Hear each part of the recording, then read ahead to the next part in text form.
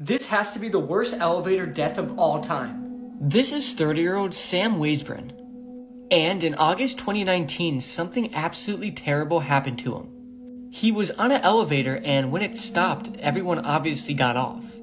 He was the last one getting off when for some reason the elevator door didn't close, but it still started going down, and all of this happened while Sam was trying to get off the elevator. You see Sam reach out with both of his arms trying to grab onto the walls, but it was no use. Sam's body was then sucked into the elevator between the elevator and the inner wall of the building, where there was virtually no room at all. In the video, you then see Sam completely fold in half. His feet are up by his face and his heels are literally touching his head. You then see Sam's body get crushed up and Sam then continues to get pulled down to his death. Now, luckily you don't see any blood in the video, but it's still one of the more unsettling videos out there. Mainly because if you just put yourself in his shoes for a second, it's absolutely horrifying. His chest was instantly crushed to the point where once it happened, he couldn't breathe at all. We can just hope that he didn't suffer that much and that it was over quickly. May Sam Weisbrun rest in peace, and I can't imagine the fear and confusion he had to be feeling. I don't recommend searching for the video, but if you do, look for it at your own risk. A child murdered this drive-thru employee for the craziest reason. A 12-year-old boy from Texas killed a Sonic drive-thru worker during an argument in May 2023. The boy remains anonymous due to his age, but was convicted of murder earlier this month. The victim was 32-year-old Matthew Davis, who was fatally shot by the boy for the most bizarre reason. The confrontation reportedly started due to a man urinating in the car park. The man in question was the 12-year-old's uncle, Angel Gomez. He was confronted by Matthew for his actions and the argument got physical. The 12-year-old then got out of the car and shot multiple times at Matthew. Angel and the nephew fled the scene before returning. They were arrested and Matthew was pronounced dead. Tragically, Matthew had a 10-year-old son who is now left without a father. Scary facts you never knew, part 11. If you're at your house at night and someone breaks in, you should turn off all your lights, because you know your way around the house better than they do. Most serial killers are born in November. TikTok has a secret emoji. Type scream with the bars around it on your keyboard to see what you unlock. Your belly button has an ecosystem living inside of it. There are at least 2,300 distinct, different species of bacteria living in there. Like it or not, but your bones are wet. You can see who blocked you on TikTok by clicking share, sliding to the very end, click more, and then click blocked. If nothing pops up, that means no one has blocked you yet. Statistically speaking, at least one person who comments on this video will sadly not be alive tomorrow. Gordon Ramsay's father was a violent alcoholic. He would abuse him and his mother constantly. He would always call Gordon the G word, for boys that liked boys. All because Gordon enjoyed cooking. He was so aggressive at times that Gordon and his mom would hide in the house fearing for their lives. A human peach can stretch up to 7 inches without tearing, and a raccoon can fit into places as tight as 4 inches, meaning you could almost fit 2 full-size raccoons up your peach. If you like and follow me, you can learn something new every day.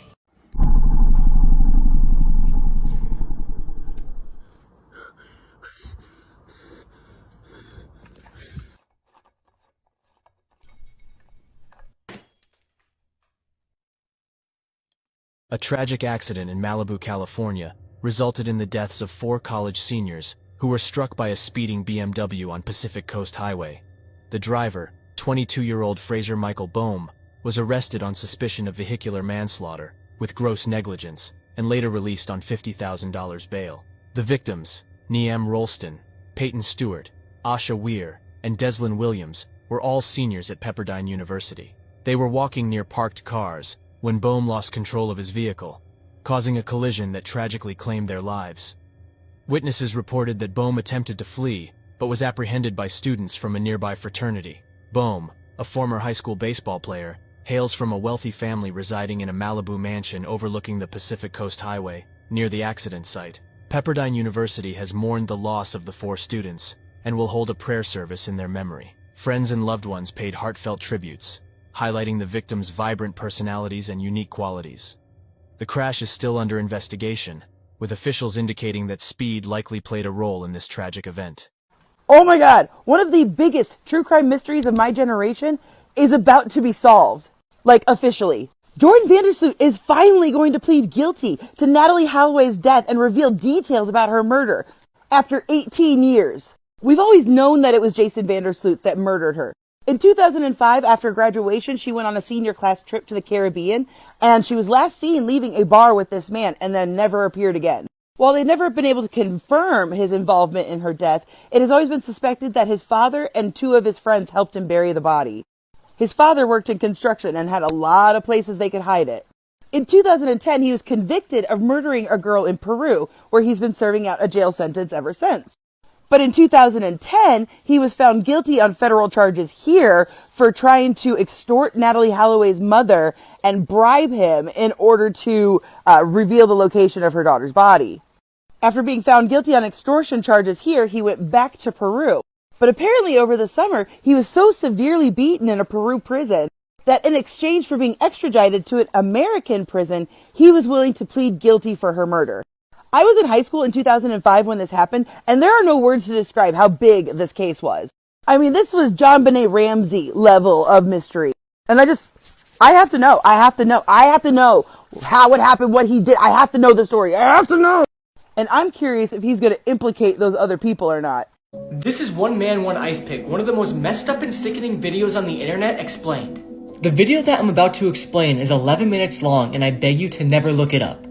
On the left is Luca Magnotta, and on the right is Jung Lin. As the video begins, Jung Lin, the victim, is seen naked and tied to a bed with a blindfold on, while the killer Luca Magnotta is standing over him. The song True Faith by New Order is playing, and this video completely ruined the song for me. The video then jump cuts to Jung Lin lying motionless on the bed, and a bedsheet is placed over his head. Luca then enters the camera holding an ice pick and begins stabbing the victim repeatedly in the chest and stomach for over 1 minute straight. Luca then grabs the camera and holds it as a POV shot and shows all the stab wounds around the victim's body. There's no blood at all, which somewhat feels more unsettling, and this is because the victim's throat was slit off camera. We know this because Luca lifts the bedsheet from the victim's head. Still shooting in a POV style, Luca takes a kitchen knife and begins slicing into the victim's flesh on his right thigh and right arm. Luca then focuses the camera on Jung Lin's body, showing the full extent and brutality of the situation. The video then jump cuts again and shows the victim's head, which at this point has been severed. Luca places the head in a black box and plays with the severed head's hair for a couple seconds. Once again, the video jump cuts and Luca has the camera in one hand and the knife in the other. He starts to cut off one of the victim's arms at the shoulder, beginning the process of dismembering the victim's limbs. Luca cuts into the flesh for a while until the arm is half dismembered. He then drags the knife along the victim's back, causing severely deep slashes. Another jump cut happens, and at this point we see both of the victim's arms have been completely dismembered. Luca then picks up one of the severed arms and begins using the hand to pleasure himself. This is absolutely sick. At this point we get another jump cut and the victim's right leg is completely dismembered, and the left leg has been half dismembered. A close-up is then shown of the victim's stump and you see his femur bone surrounded by flesh. The body is then turned over on its side, lying on its stomach. Luca then starts humping Jung Lin's body. Again, another jump cut happens and it shows Luca cutting off a piece of the victim's butt with a fork and knife. It's not shown on camera, but he 100% eats it. Luca then takes a small puppy who I assume has been starved and places it next to Jung Lin's body, and it then begins eating his right leg stump. Finally, the video jump cuts again, showing Luca pleasuring himself with one of the victim's severed arms, and the video then concludes. This whole video and case is absolutely sickening, and it's a very hard one to wrap your head around. There's also a Netflix documentary called Don't F With Cats that explains this whole case. I beg you to never go searching for this video because you will regret it. They're now saying they have pulled 189 bodies out of the Return to Nature funeral home in Penrose, Colorado. Before, the number was around 115, but that's obviously risen to 189. And they are saying that this number could go up as they continue to investigate. That makes me wonder if they think that there could be more remains elsewhere or maybe at the second location in Colorado Springs. Investigation grows in the discovery of decomposing bodies at a funeral home. The number of bodies found at the Return to Nature funeral home has now risen from 115 to 189. Teams removed at least that many bodies and moved them to the El Paso County Coroner's Office. Now, this happened in Penrose, near Colorado Springs. The Fremont County Sheriff says the number of bodies could change as the investigation continues. We'll bring you more details on this breaking story tonight. I still haven't heard anything about these two, the owners of the funeral home, if they have been arrested or if they will be arrested.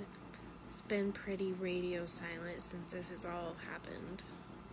So this is something you would see out of a movie, where these three masked men come into this guy's house, and they're going to attempt to rob the homeowners. But the man in the house was not going to let that happen, so he ends up fighting with all three robbers. He starts fighting with one of them, and then the second one comes in, and then the third one, and he's fighting them all off to where they're retreating outside of the house. The homeowner then runs back into the kitchen to grab a knife, and you can see one of the robbers head back in. But then once he sees the homeowner with the knife, they all run out, leaving. And I commend the homeowner for standing his ground.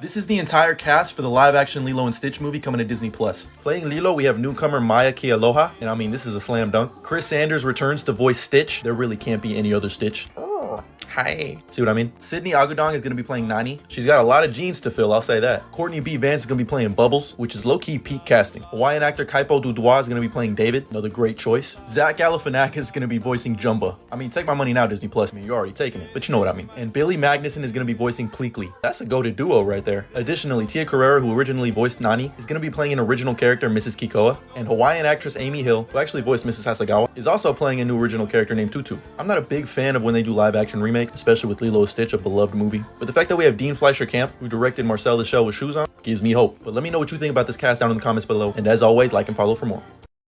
This innocent school teacher got brutally murdered on camera. The video that I'm about to explain to you is about a minute long and apparently was released in 2020. There is little to no backstory about this video, but it is believed that the victim in the video is a school teacher, and the murder was most likely committed because of ethnic hatred or extreme politics. As the video begins, you see a woman wearing a pink shirt and a green dress, and is blindfolded kneeling on the floor with her hands tied behind her back. The video is shot at night in some secluded area, and you hear crickets chirping, which makes this even more eerie. Three men carrying knives then surround the woman, and the one man pulls her head back by her hair. As they all press her aggressively, she begins to whimper and beg for her life. But the man behind her who is grabbing her hair then places a small knife under her neck and begins to cut back and forth.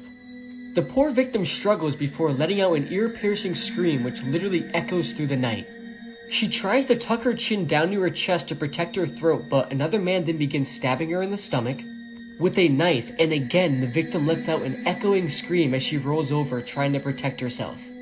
But the men overpower her and roll her back over as the one man continues cutting her throat, as the other is disturbingly stabbing her stomach and chest. The poor victim continuously screams until the man cutting her throat cuts deep enough to sever her vocal cords. The screams then suddenly stop, but she is still moving and struggling. And after some more stabbing, she stops moving. Two other men then enter the screen, and the man who was stabbing her then places the tip of the blade into her chest, lining it up perfectly with her heart. He then takes his palm and begins hammering the knife into the victim's heart. He then hands the knife to another man who does the same exact thing, all while the other man is still slicing her throat. And at this point we could assume that the poor victim is indeed dead, and the video then concludes. I recommend nobody go searching for this video ever, because it seriously is one of the most disturbing things I've ever watched. I really hope these killers get what they deserve, because this is absolutely sickening. I feel so awful for this poor girl, and may she rest in peace. This teenager sent a disturbing text to her mum before going missing. What happened next is horrifying. Alicia Bell was just 18 years old when she left her mum's house to go to her relatives in Ohio. It was the 23rd of July, 2015. However, shortly after leaving the house, Alicia sent her mum a frantic text message. It said, "Mum, if I make it home, I need you, I'm scared." Understandably panicked, her mum then desperately tried to call her daughter. She called over and over, but worryingly the calls kept going to voicemail. Alicia never arrived at her relative's house and was never seen alive again. Alicia was reported missing and police got to work trying to figure out what had happened. However, initially they had no luck. That was until August when they raided the home of 40-year-old James Brooks. Initially this was unrelated. They were actually raiding his home to try and find substances.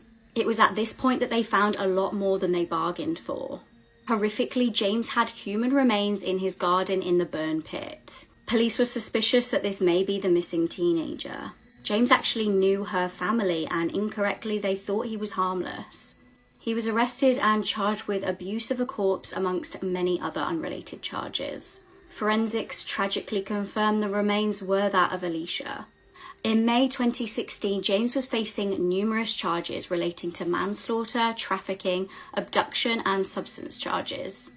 Prosecutors believed that James was trafficking multiple girls, including Alicia, but the trafficking charges were for some reason dropped. He eventually pleaded guilty to all charges relating to Alicia's death. He was given 30 years in prison. Now, James is interestingly a person of interest in the disappearance of another missing girl. This is a girl from the same area called Jasmine Smith. She actually went missing a month before Alicia. Let me know if you'd like me to cover Jasmine's disappearance.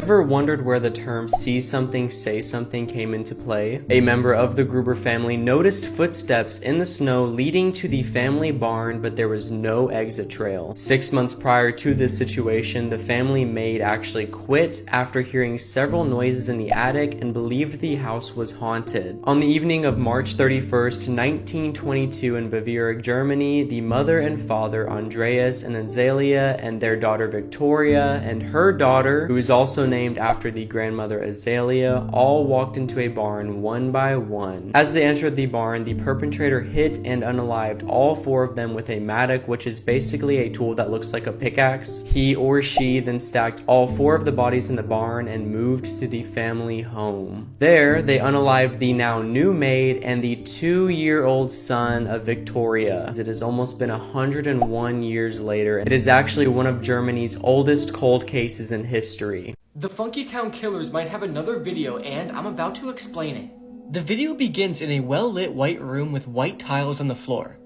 The tiles look extremely identical to the ones in Funky Town. In the opening seconds of the video, one of the killers is holding up a still beating heart to the camera, and while this is happening, you can hear the cameraman laughing hysterically.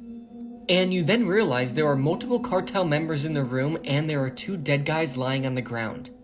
After the opening seconds, the camera goes to one of the victims' corpses on the ground, and since there are 2 dead victims with their hearts ripped out of their bodies, there is literally blood everywhere.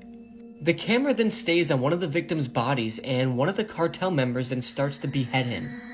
And once the beheading was completed, the cartel members began to play soccer with the victim's head. The cameraman gets involved, and they all begin kicking the head around, having fun. They are laughing, cracking jokes, and it's absolutely sickening. Every time the head is kicked around, you see the blood trail it leaves behind on the white tile floor. After this, they then pose with the head and hold it up to the camera. The camera then pans to the other victim's body on the floor, and you can see another cartel member dismembering the victim's arm. You see him slicing away with a knife. The camera then goes back to the other victim's body, and you can see that they removed one of his arms. And at this point, one of the cartel members gets down on his knees and begins having an arm wrestle with the severed arm of the victim, just laughing. It's absolutely horrible and disturbing, and the video then concludes. Now, the video doesn't show the killings, but it's safe to assume they were carried out shortly before the video was recorded, since at the beginning of the video there was a beating heart. Now, not only is the brutal nature of the video terrifying, but also the setting of it. The setting looks exactly like the setting of the infamous video Funky Town. And many people who saw both videos are convinced it's the same room Funky Town was done in. but nothing at this point is 100% confirmed. But assuming from the gruesome nature of the video and the white tiles, I do believe this was the same room Funkytown was done in. This video is extremely disturbing, and the cartel members laughing, having a good time, while kicking the victim's head around is just something you don't want to see. Please never go searching for this video because you will regret it. I don't know what to say. Welcome back to our YouTube channel. After day 3 after murdering somebody. Wow! Don't put that on the camera. It was worth it. And we had sex a lot. The full video and transcript of the video that I just showed you is incredibly disturbing. Yes, you heard what they said correctly. This 18-year-old named Aaron Guerrero said murdering somebody was worth it. But who did this teenage couple just murder together? Well, it was none other than 16-year-old Sierra Halseth's father, Daniel Halseth. So at the time, Sierra was living with her father, Daniel. Daniel seemed like your everyday father. He prioritized fitness, he posted frequently on social media, and his posts frequently involved his family, including his 16-year-old daughter, Sierra. Now, before the murder happened, Sierra's parents, Daniel and Elizabeth, had gone through a bitter divorce. In October of 2011, Daniel was assaulted for open and gross lewdness after his wife said he assaulted her. Then there were allegations that Elizabeth had been cheating on Daniel, and obviously they just had a terrible marriage. But at some point along the way, 16-year-old Sierra crossed paths with 18-year-old Aaron Guerrero, and the young couple quickly fell in love. So at some point, Sierra told Aaron that her father, Daniel, was abusive towards her, both physically and sexually. And according to the two of them, they felt like the only way to make this right was to murder Sierra's blood father. So in April of 2021, the two came up with a plan. I should also add in here that Aaron and Sierra had dated in 2020 before both of their parents had separated them and said they were bad for each other. They had also learned that the two were planning on running off to Los Angeles together, and since Sierra was only 16 at the time, obviously her dad said no. So the day before Daniel's body was found, Aaron ran away from home and disappeared. And the two teenagers then purchased a circular saw blades, bleach, lighter fluid, disposable gloves, and a drop cloth from a local hardware store. Now, Aaron claims that he carried out this murder because he was on LSD at the time of the murder, but I've never seen that actually proven. So on that day in April of 2021, Sierra and Aaron entered the Halseth home. They then stabbed Daniel Halseth 70 times. They cut his body up, they set fire to it, and they attempted to burn down his house. And at one point shortly afterwards, a woman named Peggy and her friend entered Daniel's home and noticed that his front door was open.